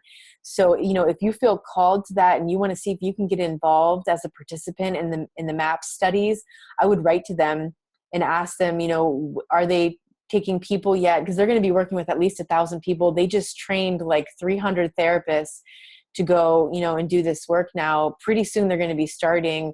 It's either the end of 2016 or in 2017, they're going to be starting the next phase. We're going to be working with a lot more people. They already worked with a big group of people 4 years ago, and they're finding 83% success rate after 2 or 3 treatments with MDMA and therapy. 83% of those people no longer had PTSD. And those people all had treatment resistant PTSD, meaning nothing else was working for them. And that worked 83% of the time, 4 years later, right? So check that out if you feel called to it. And if for whatever reason that doesn't work out, and I know it seems like a while from now, but 2021 isn't that far away. It's really like 4.5 years from now, 4.5, 5 years from now, that that it's going to be happening, that here in the United States, and it's going to be possible to find people who are doing this work for PTSD. So we're not that far away. Check that out if you're feeling called to that. Someone says, I've lived in San Diego my entire life. I'm considering creating a new life for myself and moving to Sedona, Arizona, or Portland, Oregon. I want to move somewhere where no one knows me and I can start over, a bold move. Excellent. Yeah, I did that a bunch of times, and it's awesome because it's true. You can start all over again. It's challenging because you know no one, you're starting all over. You got to get to know the new city. You're using GPS all the time. You're trying to get, and that's exciting too because it gives you something new to focus on versus the narcissist or the abuse or whatever, and then now it's a whole new place and nothing reminds you of that person anymore. There's a whole new city of people to meet, and it is a start over. So that's awesome that you're considering that. Both of these areas that you mentioned, Portland and Sedona, both of these areas, I live in Portland. I've been to Sedona. It's one of my favorite places in the world. And both of these are very, spiritual places, Portland less than Sedona. Sedona much more focused on the spiritual stuff and the energy and, the local vortexes of energy that are happening there and the kinds of people that attracts. Lots of healers and spiritual people. And then of course, lots of tourists, and then Portland, there is that whole wave of people here who are really into like awareness and mindfulness and meditation and all sorts of spirituality and that kind of stuff. There's plenty of darkness here too. There's plenty of that. But you'll get that anywhere. You really will. You'll find that dichotomy, especially in those areas where there is like Sedona and Portland, where there's this massive amount of awakened people who are working on themselves and working on growth.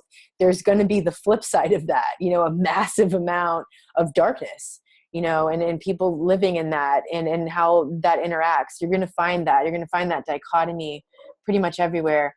So, maybe take a little trip, check things out, see what feels right. And that's what I would do is, I would travel somewhere and I would feel it. And like, I knew like Portland had me at hello. Like as I was driving into the city and I saw the mountain and saw like fields and I was just like, yes, this is my place.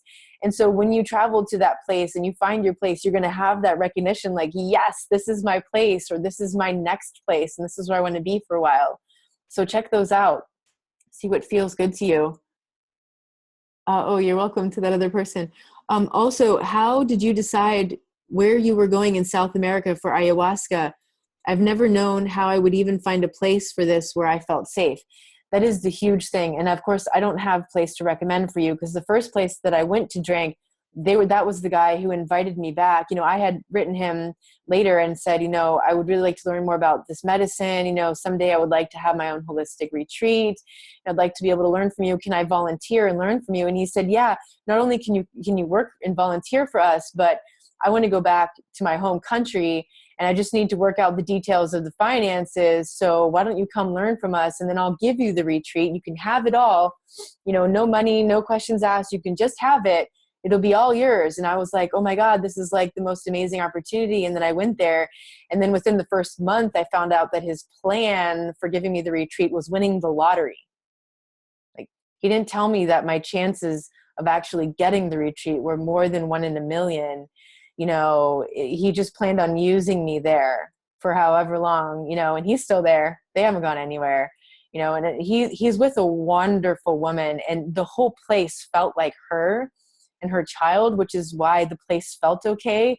He didn't feel okay from the very beginning. Like when I got there and I realized that the photos he had online were of a building that they weren't even using. And those were the nice photos, but the building they were actually using wasn't nearly as nice. So one, he was false representing the place. And then two, on the website, it very clearly said that he was using only the two main plants that should be used in ayahuasca. And there is one dangerous plant that people can put in there called datura. And this is, I don't know if you've ever seen those trumpet-like flowers. They're very beautiful. There's a lot of them in San Diego and tropical places. It is very hallucinogenic, but it could cause blindness. It can cause psychosis. It's very, very dangerous if it's not used properly. And that's one of the dangers that I heard to look out for. Like always ask people, you know, what they put in the medicine. And he even like wrote, we only use these two, you know, these two ingredients in the medicine. And as soon as we got there and we were in the orientation, he's like, so there's lots of datura in this one tonight or tomorrow we're going to be drinking. So you're going to have a really massive experience. And I'm like, what do you mean there's datura? You said two plants. And then he was defensive. And then he like made, you know, me feel small for that. And that was my sign, you know, that things weren't okay, but I stuffed it down until down the road, you know, and like the thing about the lottery comes out. And then he ended up bringing someone in there who had borderline type of personality. And he made himself look like the good person while he let her abuse me. And then after she left, then he was humiliating me for not putting up with it, for going to my room, for not coming back for more, for writing about it, you know, for whatever.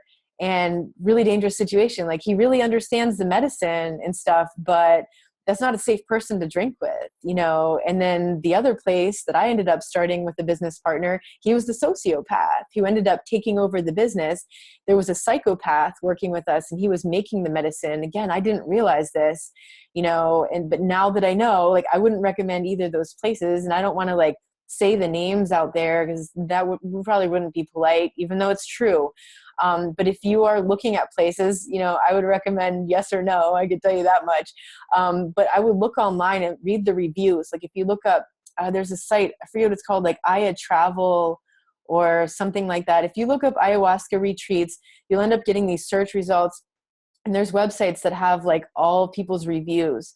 Read a lot of reviews because like the dangerous thing is like this place like the sociopath started, he got people to write reviews on there and like they're writing like positive things. I'm like, wow, yeah, no idea what's really going on there. And you just want to be really cautious. Like there are stories of people in Iquitos, you know, women who got raped, you know, when they were under the influence of the medicine by the shaman himself. You know, and sometimes he even tells the woman that she has to have sex with him to scare off these spirits or energies or something. So be really cautious. And I don't recommend going alone. If you're going to do that, like the buddy system or group of people or somewhere, there's always going to be friends and family, someone that you can trust and count on, that you're never going to be alone, you know, no matter what happens. And just really, really read about these places and listen to your inner gut feeling. Like I wasn't as attuned to that back then. And remember, like when I went, I was at a desperate place trying to leave a covert narcissist. Like I didn't know what was real, what wasn't real. The decision I made to go to that place, like, you know, it's not like the decision I would make now if I was going to really research something and really feel into my intuition. I'm at a very different place now. So make sure that you're at a place in your healing too, where, you know, you feel confident in your gut decision, you know, in feeling that out and making that decision so you don't get yourself into a bad situation, because you're just going to be really open and vulnerable. And yes, it can be amazing and you can have an amazing breakthrough experience, or many of them, you know, during the week or 10 days that you're there. But just be very cautious too. Understand that it comes with a great responsibility, you know, and just be careful who you're with. Bring people with you so that you feel safe to take that precaution. Oh yeah, no problem. You're allowed to vent. Yeah. Let me see. There's no more questions right now. Let me see if there's another one from email. Okay. Someone had put this in. This was one of those that, it was left over at the end of the session. And I didn't get to. So this person said, I'm noticing a new thing recently with this no contact bringing clarity. I notice intense highs at night and extreme lows in the morning. It seems at night I feel empowered and I totally see this monster clearly. I feel this disgust with myself for being with him for that long. I see what he did, how unworthy he was of me, and how sick he is and he won't change. I see his game crystal clear. I have zero doubts at night and am very confident and clear in my thoughts. But morning time comes and I feel so depressed, and the obsessive stalking and denial cycle repeats all day. I feel hopeless and lonely. Is there any information on this? I have not read about this yet. About the night and day thing, I haven't heard anyone mention this either. My own feeling on this when I was reading it is like, maybe for you in the morning when you start over, maybe you're starting over in the wishful thinking, right? So maybe you need to create a new morning routine where you wake up and maybe like the first thing that you're listening to while you're making your coffee or doing whatever that you got to do to get ready is you're listening to somebody's YouTube video, some expert or some survivor or some kind of YouTube video that really breaks through the awareness. Like not the positive inspirational thing, but the thing that just gets to you through your awareness. Like this is a bad idea. This is an abusive situation. This is what abusive people do, to keep you really clear about the reality of that, to keep you out of the abuse amnesia. So listen to that first so that it starts to snap you out of that and you get clear about that and the reasons why you don't want to go stalk him and the reasons why you don't want to slide back into the wishful thinking. And it sounds to me like during the day, things are happening that are waking you up, that are getting you like, you're like, oh, okay. So by the time you get to the nighttime, like then you're clear, right? Because all these things have happened and these realizations have happened during the day. But it sounds like when you wake up with that clean slate in the morning, you're also waking up with the wishful thinking. So maybe you want to put something in your morning routine to keep yourself out of that wishful thinking. Maybe it's reading the journal of things that your guy did or your person did, right? Or maybe listening to, other people, survivors or professionals on YouTube, but something that's going to keep you out of that denial, that just first thing in the morning gets you really clear about that.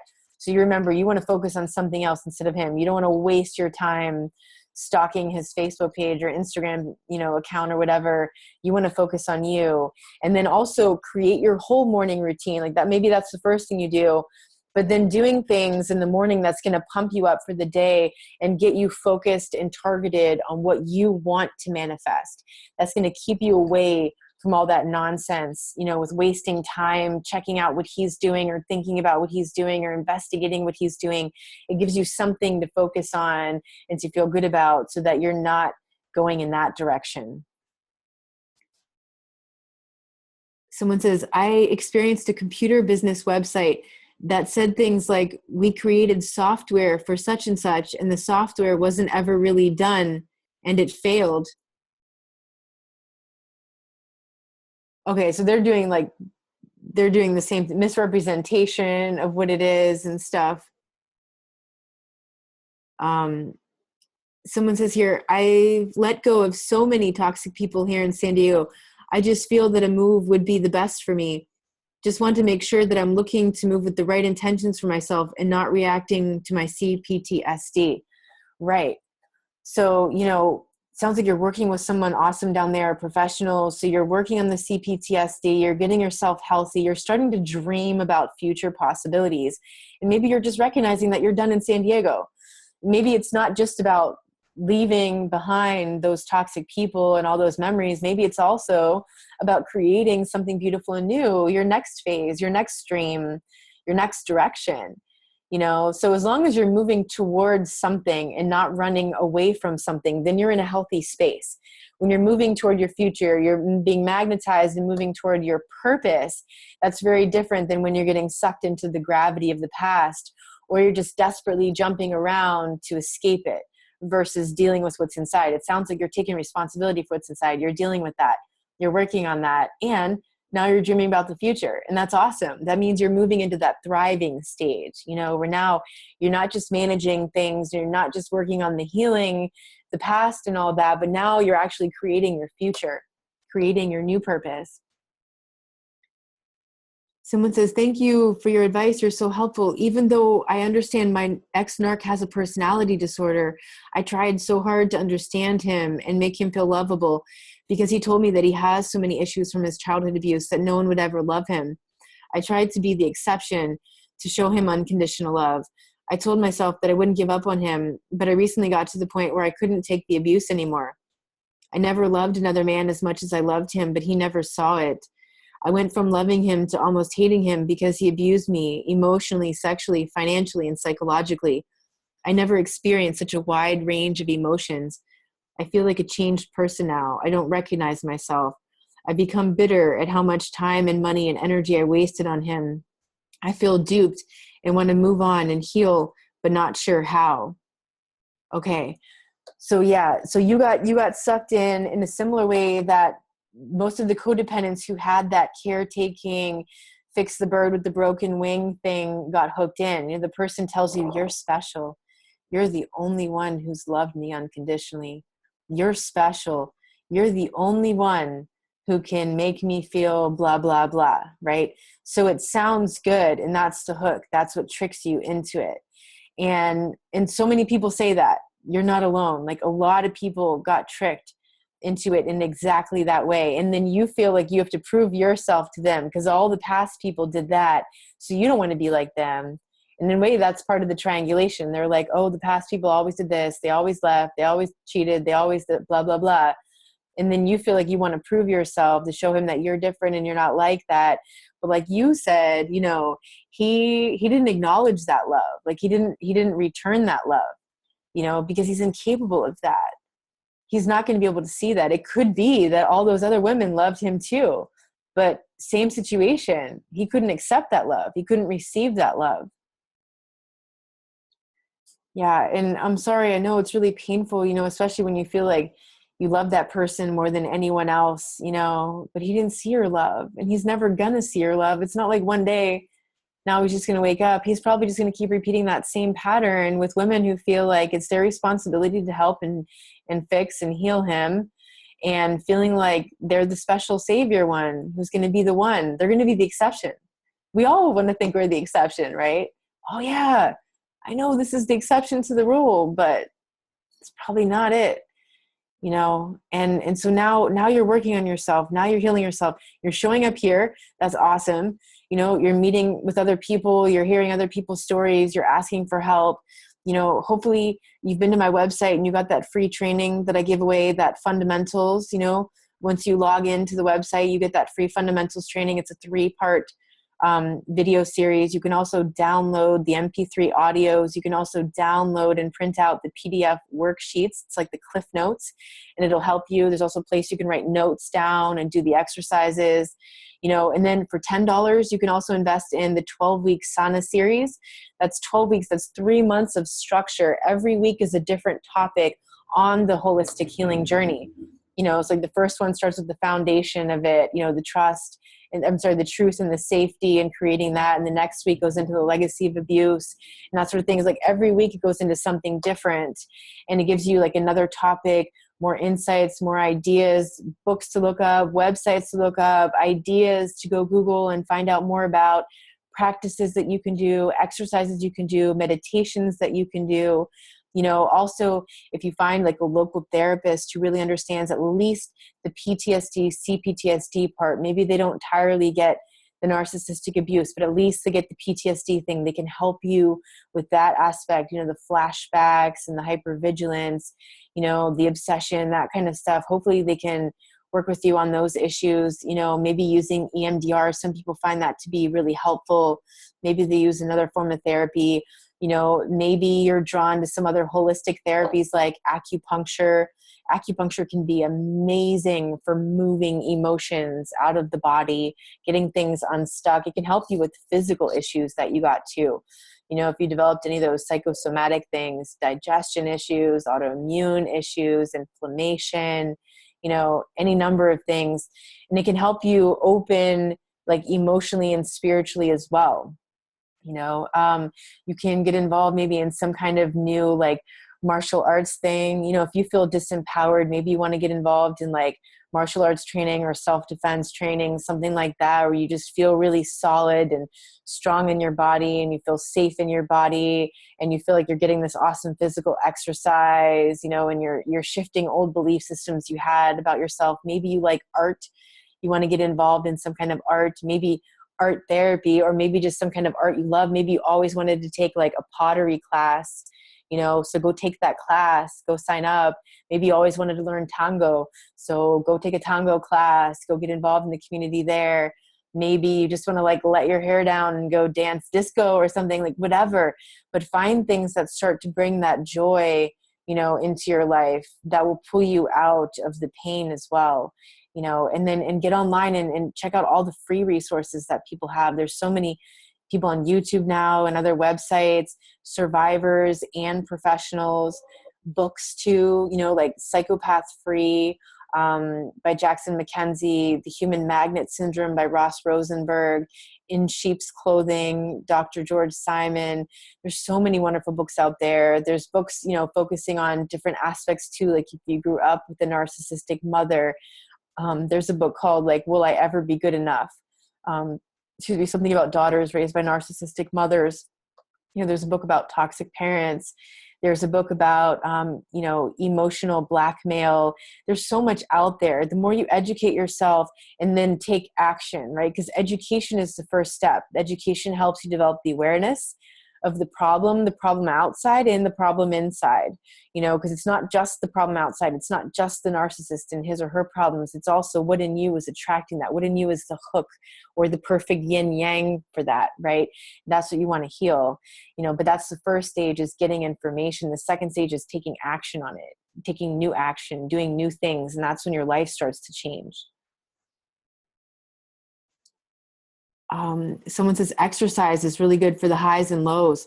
I run 2 miles in the morning and go to the gym at night. Don't let the narc win. That's a great point. Exercise, so if the morning is your hard time, maybe the morning is when you need to do the exercise. Maybe that's when you need to go to the gym or run or dance or whatever your favorite. Maybe just walk in the neighborhood. That's all you can do, a 30-minute walk, but a brisk walk like you're late, and just get things moving in a different way. Thank you for that suggestion. That's a great suggestion. It also brings you into your body, right? Versus just getting distracted in your mind. If you're just sitting there, exercise puts you in your body, gives you something else to focus on. Someone says, I tried to be that exception too. I wanted to give my narc unconditional love too, because I didn't think he ever experienced it. And that was totally the wrong thing for me to do. He just ate it up and never did anything in return. Someone says, I just read a book by narc H.D. Tudor, who explains why they do what they do, and it's mind-blowing. It has helped me to let go so much and further lift the veil for me. Awesome. Thank you for that suggestion. H.D. Tudor is the author. Good. Someone says, yeah, I got to move on to the action now and have faith. That's awesome. Someone says, being a narc savior is exhausting and impossible. Yes, it is. Though they tricked you at first, right? Because they made you feel special, like you were the only one who could do the job. Wasn't that a dirty trick? Yeah, but now you know the game.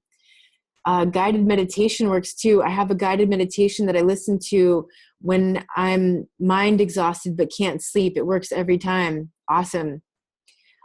Tudor, that author, has written a bunch of books. That's great to know. That's really great to know. Thank you for those suggestions. Awesome. I think I'm totally caught up here in the chat box.